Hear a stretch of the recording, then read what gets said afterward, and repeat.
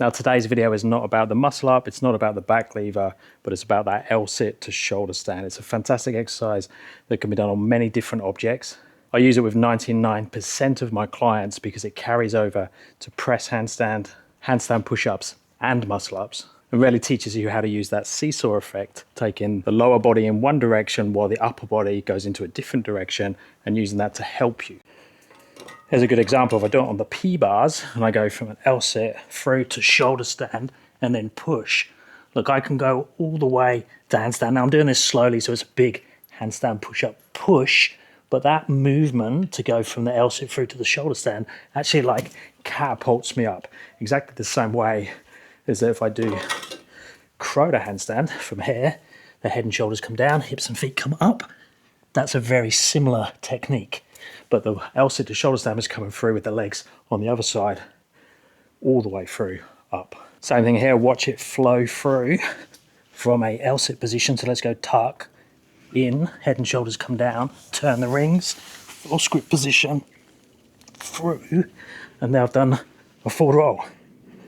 So that understanding of the hips and the legs going one way, shoulders going the opposite, and then working together to create that fluid movement is helping me to get that forward roll. Now that forward roll on the rings is seen as an advanced movement, but we can learn the L-sit to shoulder stand at a very lower level when you're learning or newer to ring strength, calisthenics and handstands. So the beginner is going to be much better off using something lower to the ground. Now you can use these P-bars, you could use the IKEA steps that I love, 2 benches, 2 boxes, 2 chairs, something that you're very comfortable with in terms of bailing out if you need to. The lower you are to the floor, the easier that's going to be. So just in case you can go each side like that. If I feel like I'm going to fall over, so that's really important that you have lower options to start with, because you don't want to be bailing out from up here onto concrete if you don't know how to roll out of the position. Now the P-bars naturally put your hands, fingers out to the side, which really helps to bring the elbows in, because we want to have contact between our torso and our upper arm. That's going to create a nice strong foundation that's easy to control. And if you are going to use something like this, like a box or a bench, just turn the hands out to the side as well, so you get that same elbows in feeling. Maybe go somewhere in the middle like this. So I would position the hands there, not straight forwards, not backwards, because you can lose some control when you go over. Just like a handstand, we want to have the fingers pointing forwards a little bit. So having some rotation like that gives you the best of both. So then for the shoulder stand, elbows, arms into the torso like so. There, hips nice and high, shoulders down, light toes, and just practice this. If that feels nice and safe, 1, 2. See, I've not changed the position. What you'll find is if you're here, your tendency will be to jump, and we don't want momentum taking us over. We want to just slowly lower the head and shoulders down, hips up, get to the point where your toes become to be light, and then you can start playing with that position. Then you can just build up capacity in this position. So hold 5, 10 seconds. Good way to go is just accumulate 30 seconds in the position.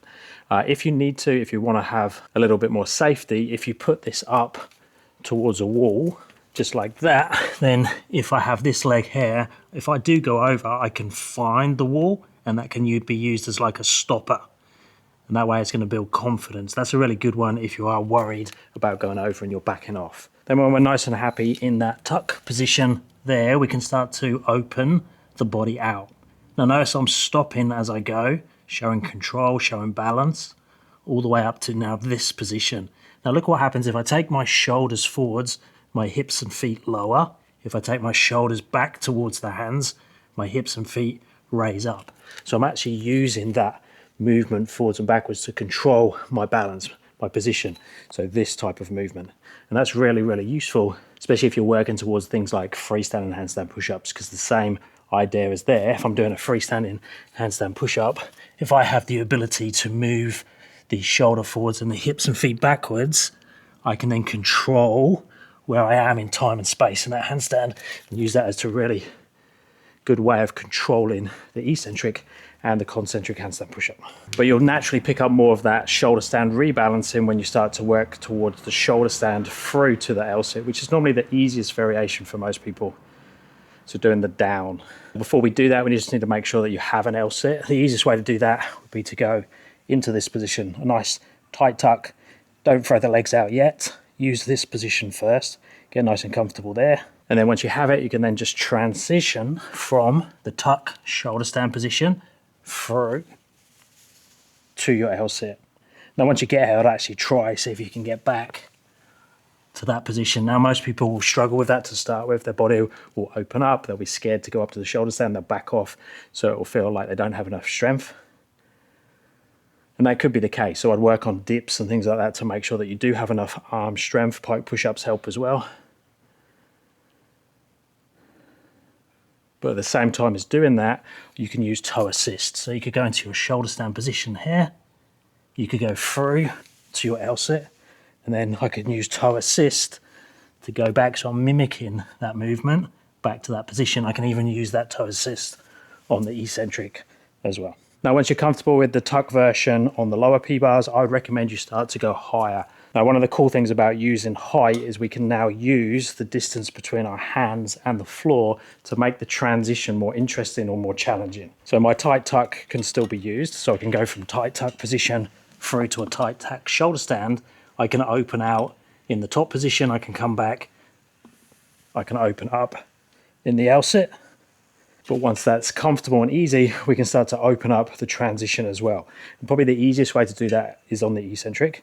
So tuck on the way up, open, and now look, head and shoulders come forwards, straighter body all the way through to there. I had to close slightly because my toes are still going to hit the floor.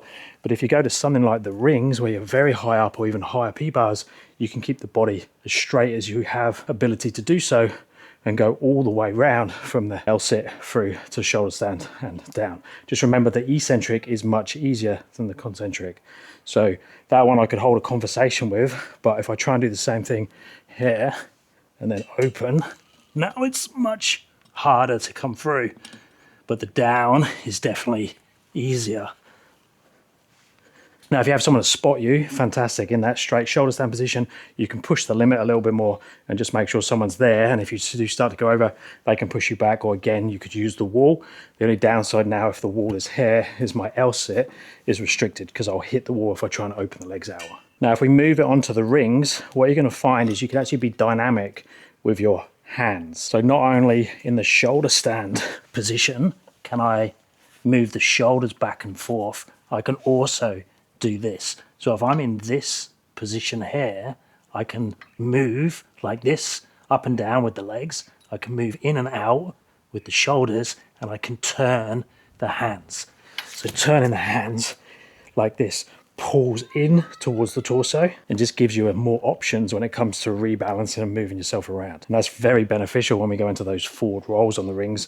Being able to rotate the hands around allows you to find the false grip much easier. Now, the speed at which you learn this on the rings is going to be down to your rings experience. If you can't hold this support position here with control without wobbling all over the place, if you can't do a strong dip, then you're going to have less options to play with when you try and move the L-sit to shoulder stand onto the ring. So I'd highly recommend you get pretty comfortable in that top support position, and you can do 2 to 3 dips before really advancing the L-sit to shoulder stand on the rings. So yes, the rings are much harder, but in terms of catching yourself, if you go over in a shoulder stand, they can actually be more forgiving. Just don't smash your heels into the floor. So if I'm in the shoulder stand position here and I start to feel myself going over, if I do this, I can catch and just roll easily out of it, which is much safer than going over on the P-bars. Now, if you're not training L-sit to shoulder stand, I highly recommend you start. Remember, there's lots of different levels. You've got those complete beginner levels on the floor or close to the floor on P-bars or low boxes, and then you can work all the way up to the advanced positions on the rings and the higher bars.